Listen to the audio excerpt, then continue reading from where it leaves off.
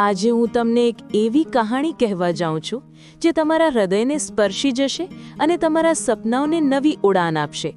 આ કહાણી છે સફીન હસનની, જે માત્ર 22 વર્ષની ઉંમરે ભારતના સૌથી યુવા આઈપીએસ અધિકારી બન્યા। પણ આ સફળતાની પાછળ છુપાયેલી છે એક એવી સંઘર્ષની કથા જે દરેક યુવાનને પ્રેરણા આપે છે કે કોઈ પણ પરિસ્થિતિ તમારા સપનાઓને રોકી શકતી નથી, જો તમારી અંદર સાચો જુસ્સો હોય। ગુજરાતના પાલનપુરના એક નાના ગામમાં જન્મેલા સફીન હસનનું બાળપણ કોઈ પરીકથા જેવું નહોતું। તેના માતાપિતા મુસ્તફા હસન અને નસીમ બાનુએ વર્ષ 2000માં પોતાની નોકરી ગુમાવી દીધી હતી। ઘરમાં આર્થિક તંગી હતી, પણ નાના સફીનની આંખોમાં એક સપનું હતું, આઈપીએસ અધિકારી બનવાનું। તે જાણતો હતો કે આ સપનું માત્ર એક નોકરી નથી, પણ સમાજમાં બદલાવ લાવવાનું એક માધ્યમ છે। જ્યારે અન્ય બાળકો રમતા હતા ત્યારે સફીન પુસ્તકોમાં ડૂબેલો રહેતો। તેને ખબર હતી કે યુપીએસસી જેવી કઠિન પરીક્ષા માટે માત્ર પુસ્તકોમાં માથું ઘૂસેડવું પૂરતું નથી, તેના માટે જુનૂન, અડગ ઈચ્છાશક્તિ અને મુશ્કેલીઓને તકમાં બદલવાની સોચ જરૂરી છે। સફીનની યાત્રા સરળ નહોતી। તેણે Sardar Vallabhbhai national institute of technology સુરતમાંથી બીટેક કર્યું, પણ અભ્યાસ દરમિયાન તેને ઘણી મુશ્કેલીઓનો સામનો કરવો પડ્યો। ગુજરાતી વિદ્યાર્થી તરીકે અંગ્રેજી માધ્યમમાં અભ્યાસ કરવું તેના માટે સહેલું નહોતું। શરૂઆતમાં દરરોજ કોઈને કોઈ નવી પડકાર સામે આવતી, ક્યારેક ભાષાની દિવાલ તો ક્યારેક અભ્યાસની પદ્ધતિમાં મૂંઝવણ। ઘણીવાર એવું લાગતું કે કદાચ તે પાછળ રહી જશે, પણ આ મુશ્કેલીઓએ જ તેને અંદરથી મજબૂત બનાવ્યો। તેણે શીખ્યું કે દરેક નવી વસ્તુને ખુલ્લા મનથી અપનાવવી જરૂરી છે। પણ સફીનની કહાણીનો સૌથી મોટો વળાંક આવ્યો વર્ષ 2017માં। યુપીએસસી પરીક્ષા આપવા જતા સમયે તે એક ગંભીર અકસ્માતનો શિકાર બન્યો।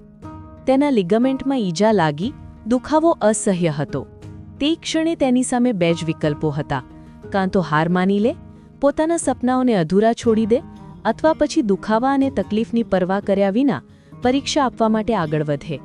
સફીને બીજો રસ્તો પસંદ કર્યો। આ જ તે ક્ષણ હતી જ્યારે તેની સાચી લાગણી, જુસ્સો અને આત્મવિશ્વાસ સામે આવ્યો। તેણે સાબિત કર્યું કે સાચી સફળતા તેમને જ મળે છે જેઓ કઠિનાઈના સમયે રૂકતા નથી, પણ ડટીને તેનો સામનો કરે છે। સફીનની તૈયારીની વાત કરીએ તો તેણે પોતાના માટે એક અનોખી વ્યૂહરચના બનાવી હતી। તે કહે છે કે યુપીએસસી ક્યાં, ક્યારે અને શું વિશે નથી, પણ કેવી રીતે અને શા માટે વિશે છે। રાજ્ય પરીક્ષાઓ પૂછશે કે પાણીપતનું યુદ્ધ ક્યાં થયું, પણ યુપીએસસી પૂછશે કે પાણીપતમાં યુદ્ધો શા માટે થાય છે। આ તફાવત સમજવો જરૂરી છે। તેણે ગુજરાતી સાહિત્યને વૈકલ્પિક વિષય તરીકે પસંદ કર્યું અને પોતાની માતૃભાષાની શક્તિનો ઉપયોગ કર્યો। તેની સલાહ છે કે અભ્યાસ દરમિયાન હંમેશા પ્રશ્ન પૂછો, કેવી રીતે અને શા માટે। વિવેચનાત્મક વિચારસરણી વિકસાવો અને કોઈના પણ પ્રભાવમાં આવ્યા વિના નિષ્પક્ષ રહો। સફીનની કહાણી અહીં સમાપ્ત થતી નથી। આઈપીએસ બન્યા પછી તેણે જામનગર જિલ્લામાં આસિસ્ટન્ટ સુપરિન્ટેન્ડન્ટ ઓફ પોલીસ તરીકે કામ કર્યું અને હાલમાં ભાવનગરમાં સેવા આપે છે।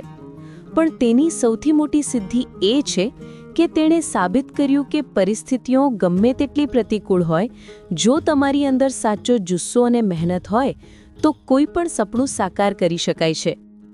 તેની સફળતા માત્ર વ્યક્તિગત જીત નથી, પણ માનવીય જુસ્સા, હિંમત અને અડગ ઈચ્છાશક્તિનો પુરાવો છે। આજે જ્યારે હજારો યુવાનો યુપીએસસીની તૈયારી કરી રહ્યા છે, ત્યારે સફીન હસનની કહાણી તેમને યાદ દિલાવે છે કે સફળતાનો રસ્તો ભલે કઠિન અને લાંબો હોય, પણ જો ઈચ્છાશક્તિ મજબૂત હોય તો કોઈ પણ મંજિલ દૂર નથી। તેની કહાણી દરેક તે વ્યક્તિ માટે પ્રેરણારૂપ છે જેણે જીવનમાં ક્યારેય મોટું સપનું જોયું છે અને તેને હાંસિલ કરવા માટે સંઘર્ષ કર્યો છે। મુશ્કેલીઓ આપણને આપણી સાચી તાકાતથી પરિચિત કરાવે છે, અને જ્યારે આપણે તેનો સામનો કરીએ છીએ ત્યારે જ સાચી પ્રગતિ થાય છે।